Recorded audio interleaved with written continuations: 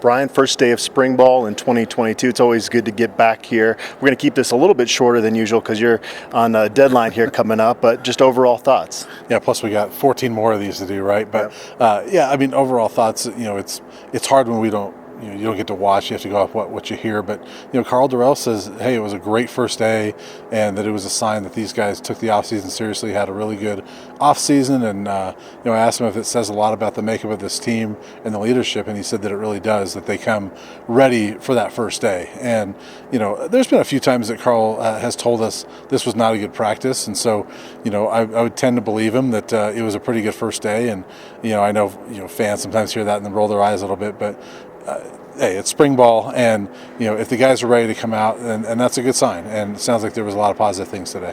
When I asked him about Brennan Lewis, his face lit up, and I think with a quarterback that you're trying to build, still at this point, he's a young quarterback, you're still trying to build up his confidence. You're not going to say anything negative, but it was clear he went over the top in terms of complimenting the type of player that he's developed in 2022. It was baptism by fire last year, but the O-line struggled.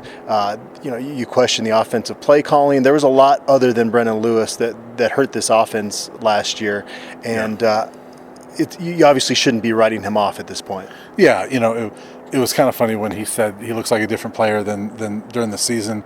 I kind of chuckled to myself because that's the exact same thing he said last year about Brennan this time, that he's a different player than it was at the bowl game.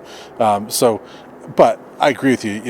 The Brennan Lewis we saw last year, I don't want to judge him too much off of that because there were a lot of struggles around him, and he's a freshman, and there were a lot of things going on around him that are out of his control. He looks like he's in really good shape, and he sounds confident. I thought he sounded, when we'd talk to him, I thought he was more well spoken than he was even last year. Just maybe there's some of that confidence coming out in his voice, and and he said he's determined to prove that, hey, I'm better than what you saw last year.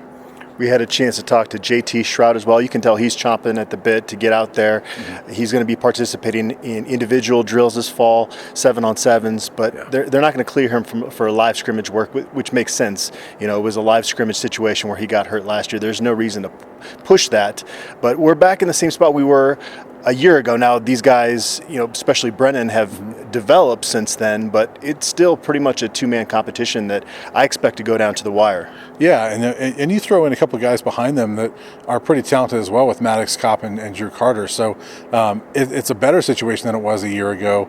Last year you had the three guys, but Drew Carter was still kind of getting acclimated. Sam Neuer was the injured veteran, but he couldn't really participate at all. So I guess JT STRoud's ahead of where like a Sam Neuer was last year. JT does sound like he's chomping the bit. I think what he can do this year is really going to benefit him. This spring, getting on the field, that's big for him. And I'm looking forward to the competition. I think it is one that's going to go down to the wire, and we're not going to know who the quarterback is maybe until they take on TCU.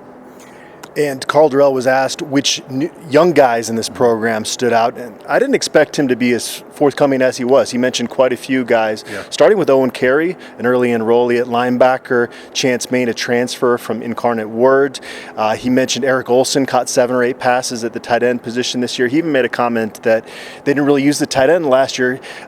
In comparison to the McIntyre days, they actually did use the tight end quite a bit, but it sounds like that's going to be a focal point of this offense going forward. Any other things that kind of stood out when he was running through that list? Yeah, he also, again, used that to bring up Brennan Lewis, and, he also brought up Naeem Rodman, who's not a young player, but he called him an unsung hero from last year, and I agree with him. I thought Naeem Rodman was pretty good last year, one of the better, more improved players, and it sounds like he's picked up where he left off, and so they needed like a guy like Naeem Rodman to step up and give that defensive line another talented guy that can give him be a disruptive force. So if Naeem Rodman is taking that next step, that's a good sign for this team too. You like to hear that about Owen Carey because they need inside linebackers to step up. And so when you have a young guy like that gets his name mentioned on day one, that's a pretty good thing.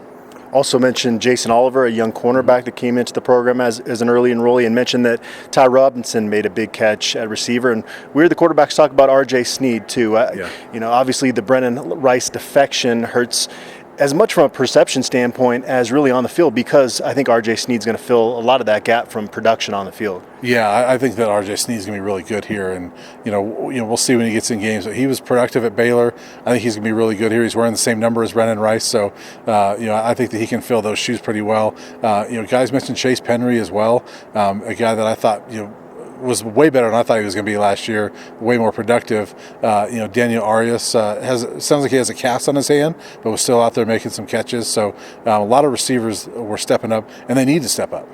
All right, we don't want to make your editor mad, so we'll end it here, but day one of spring ball in the books.